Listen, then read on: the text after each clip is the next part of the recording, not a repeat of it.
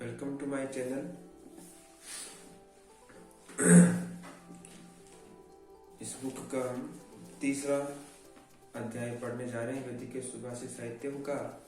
तो उसमें पहला प्रश्न है, शिष्य पूछता गुरु से कि गुरुवर अश्विनी कुमार कौन थे और उन्होंने क्या किया। अश्विनी कुमार दो भाई थे और अश्विनी कुमार जहाँ भी उनका नाम का उल्लेख होता है वो अश्विनी कुमारव यानी कि द्विवचन संज्ञा दी जाती है जहाँ पर इनका उल्लेख होता है। तो अश्विनी कुमार दो भाई थे और दो भाई से तात्पर्य है कि हमारे दो हाथ है वो अश्विनी कुमार थे। इन दोनों हाथों से ही हम अच्छे कर्म करते हैं और बुरे भी कर्म करते हैं। और हाथ जो है वो कर्मेंद्रिय में आता है, वाक पाद पाणी पायु उपस्थ। तो एक साइंटिफिक भी समझने की कोशिश करते हैं कि उस समय पढ़ाया गया और आज हम पढ़ रहे हैं कि उसको आज के हिसाब से हम कैसे पढ़े। तो गुरुवर ने बोला, जो चरक संहिता में है, उन्होंने बोला अश्विनो देव विसजौ यज्ञ वाहवाति स्मृतौ यज्ञ से ही शिरच्छिन्नम पुनस्ताभ्याम समाहितम प्रसीरणादस्ना पुष्णौ नेत्र नष्ट भगस्य च वज्रनस्य भुजस्तंभा ताभ्यामेव चिकित्सते। अर्थात अश्विनी कुमार जो है वो देवताओं के भी गुरु है। यज्ञवाह कहलाए। क्या कहलाए? यज्ञवाह। यज्ञ मतलब यज्ञ करना, हवन कर्म हम बोलते हैं। यज्ञ मतलब अपनी सिद्धि के लिए कर्म करना, वो भी यज्ञ है। आज के बच्चे जो भी अपने फल को चाहते हैं, कामयाब होना चाहते हैं, किसी के लिए कक्षा पास करना होगा, किसी के लिए किसी में सिलेक्शन होना होगा, किसी का सपना पूरा होना होगा, ये सब एक यज्ञ में आते हैं कि यज्ञ हम तभी करते हैं जब हम कोई काम सफल करना चाहते हैं। ऐसे हमें यज्ञ बोलते हैं, यज्ञ बोलते हैं। तो अश्विनी कुमारों ने किसी का सिर जोड़ दिया, किसी के दांत गिर गए तो वापस लगा दिए, किसी के नेत्र नष्ट हो गए तो उन्होंने आंखों की सर्जरी कर दी, किसी को भुज स्तंभ हो गया। भुज स्तंभ भुजा स्तंभ हो जाता है कि जकड़ाहट आ जाती, भुजा हिलती नहीं। आज के हिसाब से हम शोल्डर पेन कह सकते हैं। कोई भी शोल्डर जॉइंट हो जाता है, उसमें स्टिफिंग आ जाती है, तो वो भी हो सकता है। तो इन्होंने सही कर दी, इंद्र के भुज स्तंभ को भी सही कर दिया। तो इस प्रकार इन अश्विनी कुमारों की विशेषता प्रकट करते हैं। एक ऋग्वेद में कहा गया कि चरित्रम ही वेरी बाच्छेदी पर्णम आजा खिलसी प्रत्यकयाम सद्यो जना मायासी विस्पलाय धने हिते सर्तवे प्रतीय कथम। कि खेल नामक राजा की पत्नी विस्पला थी, उसके पैर पक्षी के पंख की भांति कट गए थे। तो अश्विनी कुमारों ने आए और उसके पैरों के लोहे की जंगा बना के दी, जिससे वो चल फिर सके। आज के भी साइंस में जो फुट आते हैं, पैर जो बनते हैं जिसके पैर कट जाते हैं, जयपुर फुट आपने नाम सुना होगा, वर्ल्ड फेमस है। तो लोग वहां जाके जयपुर फुट लगवाते हैं, वो बिल्कुल चलाने के हिसाब से। तो ये वर्णन ऋग्वेदिक है जो आज से 15,000 साल पहले है। तब भी ये चिकित्सा थी और आज ये चिकित्सा एक योगानुरूप बदल गई है जो हम देख रहे हैं। उसके बाद में दूसरा प्रश्न शुरू होता है शिष्य का कि हे गुरुवर, धन्वंतरी कौन थे, उन्होंने क्या क्या किया। अब धन्वंतरी से लोग धनतेरस भी समझते हैं। धन्वंतरी से जो हम आयुर्वेद के समाज के लोग हैं वो हम वैद्यों के देवता भी समझते हैं। कुछ लोग धन्वंतरी को वो भी समझते हैं कि भाई जब समुद्र मंथन हुआ तो एक तरफ देवता थे, एक तरफ राक्षस थे, तो दोनों ने समुद्र मंथन किया। उसके बाद में अमृत का उसके अंदर से देवता प्रकट हुए और उन्होंने अमृत का कलश लिया था, उनको धन्वंतरी कहते हैं। और दिवाली से ठीक 2 दिन पूर्व धनतेरस बनाया जाता है, जिस दिन लोग खरीदारी करते हैं। ये ऐसा विधान है, लेकिन ये इतनी सारी बातों में बहुत सारे साइंटिफिक रहस्य छुपे हुए हैं कि समुद्र मंथन हुआ, यानी कि समुद्र मंथन से मैं मानता हूँ कि ये मन का मंथन है, हमारे मस्तिष्क का मंथन है कि हमारे मन में कोई विचार आया और उस विचार को हमने 2 तरीके से लिया, अच्छा और बुरा। अच्छा हो गया देवता, बुरा हो गया राक्षस। सेम वही थिंकिंग है कि न्यूक्लियर जो बॉम्ब होते हैं उससे उसी का एक रूप है हमारे घरों में जो बिजली आती है, दूसरा रूप है कि परमाणु बम बनता है लोगों को डराने के लिए, ये उसका अनुचित इस्तेमाल होता है। तो समुद्र मंथन भी वही है, हर व्यक्ति के मन में यानी कि उसके मस्तिष्क में समुद्र मंथन चलता रहता है। अब वो उसको अमृत की ओर लेके जाए या विष के रूप में जाए, वो उसके मंथन पर निर्भर करता है, कहने का भाव है। दूसरा भाव है धनतेरस जो बनाते हैं, वो उस दिन हम खरीदारी करते हैं, शुभ मानते हैं, क्योंकि वो सबको एक पूरा लोगों के समाज में आदान प्रदान की वस्तु थी। उस समय मुद्रा नहीं होती थी, मुद्रा विनिमय की वस्तु थी। आज तो मुद्रा आ चुकी है, एक स्थिर मुद्रा आ गई। उस समय आदान प्रदान करते थे, सोंठी है जिसको समय नागर बोलते थे, उससे आदान प्रदान करते थे, गेहूं बाजरे से आदान प्रदान करते थे, और सोने की मोहरें काफी सहायता था। आज एक भारतीय रिजर्व बैंक एक मुद्रा आ गई, उसके तहत सारा आदान प्रदान होता है, तो एक स्थिर मुद्रा है। दूसरा धनतेरस ये हो गया। तीसरा धन्वंतरी जो आयुर्वेद समाज के लोग पढ़ते हैं, उसका मतलब होता है धनु प्लस अंत प्लस हरि। धनु मतलब धनुष, अंत मतलब धनुष से जब अंत होता है उसका दुश्मन वो क्या है, धन्वंतरी है। अर्थात जो भी हमारे पास पेशेंट आते हैं उनको बीमारियां बार बार तंग करती है, ऐसे लगता है कि धनुष के बाण की बार बार आघात कर रहे हैं, और उसके प्रतिघात के लिए हम वैद्य समाज बैठा है उनकी शरीर को सही करने के लिए, तो उसे हम क्या बोलेंगे, धन्वंतरी। तो एक धन्वंतरी का अर्थ ये भी होता है। तो आज के समाज में धन्वंतरी जो हम फोटो में देखते हैं, वो अमृत कलश हाथ में लिए होता है, वो किसी की चित्रकारी जो बनाई हुई है, जो रचना है, लेकिन आज के बच्चों को उसको वैज्ञानिक तथ्य भी बताना चाहिए, जो मैंने आपको बताया। अग्नि पुराण में बताते हैं, गुरुवर अग्नि पुराण में बताया, ततो धन्वंतरी विष्णु आयुर्वेद प्रदर्शक विव्रत कमंडलम पूर्ण मृतेन समुचित। कहते हैं कि उसके बाद जो समुद्र मंथन हुआ, तो उसमें जो आचार्य धन्वंतरी थे, उन्होंने आयुर्वेद के ज्ञान को यानी कि ऋग्वेद, सामवेद, यजुर्वेद, अथर्ववेद, इन चारों वेदों को लेकर आए। यानी कि ये जब मंथन होता है हमारे मस्तिष्क में, तो कोई ना कोई ज्ञान लेकर आता है। ये वेदों की रचना हुई इसे मस्तिष्क से, जिसे हम ब्रह्म बोलते हैं, वो ब्रह्मा जी के नाम से हम पूजा भी करते हैं। दूसरी बात, जब कोई भी चीज का मंथन करते हैं तो हमें भी वेदों की प्राप्ति होती है। तो उन्होंने चिकित्सा की दृष्टि से ये मंथन किया, तो 4 वेद लेकर आए। इन 4 वेदों से आगे ज्ञान का प्रसार हुआ, शिष्यों ने आगे गुरु बने, फिर उन्होंने शिष्य बने, गुरु शिष्य परंपरा के तहत ज्ञान का प्रसारण हुआ। ये बात आप जान लीजिए। उसके बाद में सुश्रुत, आचार्य सुश्रुत कहते हैं, अहम ही धन्वंतरी हरादि देव जरा रुजा मृत्यु हरो अहम हराणाम शल्यागम अंगेर उपैतम प्राप्तोस्मि गाम भूय इह उपदुष्टम।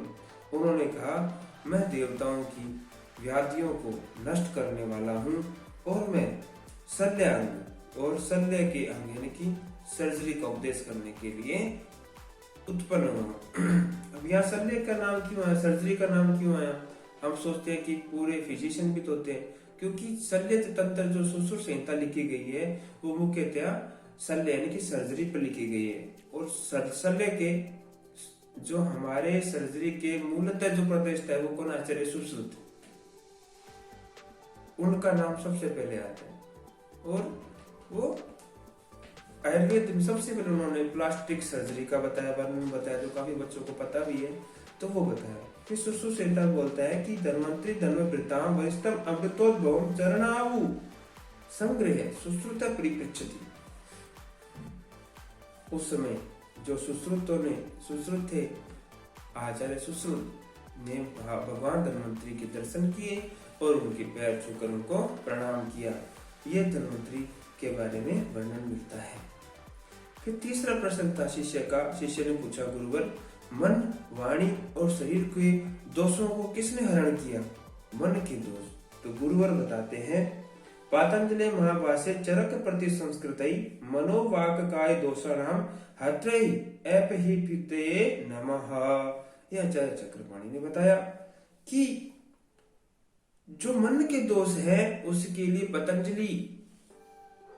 आचार्य पतंजलि ने योग दर्शन दिए, और आज के परिप्रेक्ष्य में पतंजलि योग पीठ जो हरिद्वार में है वो इसका उदाहरण है। ये सारा काम किस पे करते हैं? मन पर, क्योंकि मन के हारे हार है, मन के जीते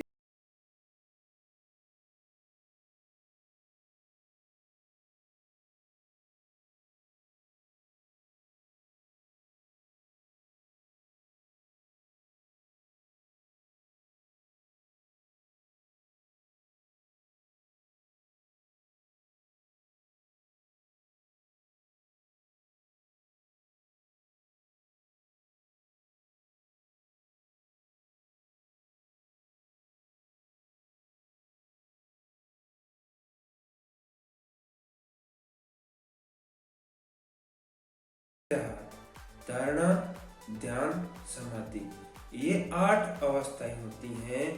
ये योग की अवस्था है। ऐसे मन नियंत्रण में नहीं आता। बहुत सारे लोग कहते हैं हमारा मन नियंत्रण में नहीं है। तुम पहले यम में भी 5 वेद किए हैं, हिंसा नहीं करनी, झूठ नहीं बोलना, चोरी नहीं करनी, यम। उसके बाद में नियम, उसके बाद आप आसन पे आओ, प्रत्याहार, प्राणायाम, धारणा, ध्यान, समाधि, ऐसे करके समाधि में जाकर के आप मन पर नियंत्रण कर सकते हैं। अर्थात जो मन के दोषों को हरण करना है तो आपको योग करना चाहिए। दूसरा था वाणी का दोष। हमारी जो वाणी के दोष है वो कौन हरण करेगा? तो उन्होंने बताया व्याकरण भाषा से हमें व्याकरण का ज्ञान होगा, तो उसी भाषा के व्याकरण को हमें पढ़ना पड़ेगा। उसके कारण हम वाणी की शुद्धता होगी। जैसे हम अंग्रेजी सीखें तो अंग्रेजी की व्याकरण सीखते हैं। आज अंग्रेजी सीखने के लिए बड़े बड़े लेवल पे आईलेट्स की तैयारी कराते हैं, राइटिंग है, स्किल है, ये सब कुछ सिखाया जाता है। एक आज का युग के अनुरूप ट्रांसफॉर्मेशन होता रहता है। ज्ञान तो गुरु शिष्य परंपरा के अंतर्गत निर्बाध रूप से चलता रहेगा। ज्ञान किसी के बस में नहीं होता, नया ज्ञान रुकता है। ज्ञान हमेशा चलता रहेगा अपने युग के अनुरूप। उसके बाद में एक श्लोक और आता है। आचार्य चक्रपाणि ने एक जगह ये भी बोला है, योगेन चित्तस्य पदेन वाचाम बलम शरीरस्य वेदकेन यो अपकरोत् प्रवरम मुनिना पतंजलि प्रांजलि रातोस्मनि। तो इसलिए इसमें बोला कि शरीर के दोषों का हरण कौन करेगा? वैद्य करेगा, डॉक्टर करेगा। हम भी देखते हैं प्रैक्टिस में, जब अभ्यास करते हैं क्लिनिक प्रैक्टिस में, कुछ भी पेशेंट ऐसे भी आते हैं उनको मन की दिक्कत होती है। तो मन की दिक्कत, शरीर की दिक्कत, दोनों में अलग अलग भिन्नताएं हैं। इसलिए उनका इलाज करना बड़ा मुश्किल हो जाता है। कई पेशेंट ऐसे भी होते हैं जिनको कोई बीमारी नहीं होती, परंतु उनके मन की अस्थिरता की वजह से उनको नाना प्रकार की बीमारियां होती हैं। वो भी हमें वैद्य गुणों को देखना पड़ता है। उसके बाद में प्रश्न चौथा किया गुरु शिष्य ने कि आचार्य चरक कौन थे? ये क्वेश्चन बहुत बार पूछा जाता है कि चरक का नाम क्या था, चरक कौन थे? तो इसमें भाव प्रकाश, जो उन्होंने भाव प्रकाश निघंटू लिखी, ये भाव प्रकाश निघंटू जिनको आचार्य भाव मिश्र, ये पंडित थे कश्मीर के और जाने माने पंडित थे। उन्होंने 16वीं शताब्दी में भाव प्रकाश संहिता लिखी थी। उसमें लिखा गया है कि यतश्चर इव आया तो न ज्ञाते केन चित्ते तस्मात् चरक नामना असौ विख्याते शिति मंडले।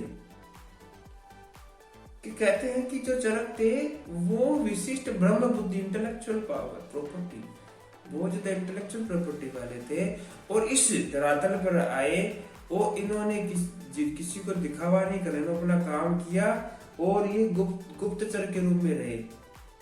चरक, इसीलिए इनका नाम चरक पड़ा और घूमते रहे इनका नाम चरक पड़ा। पहले कर्मों के प्रधानता के हिसाब से उनका नामकरण होता था।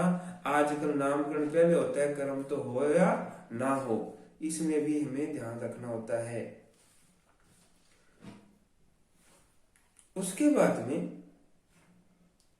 5वां प्रश्न किया शिष्य ने, बोला वेद्यों में श्रेष्ठ कौन है?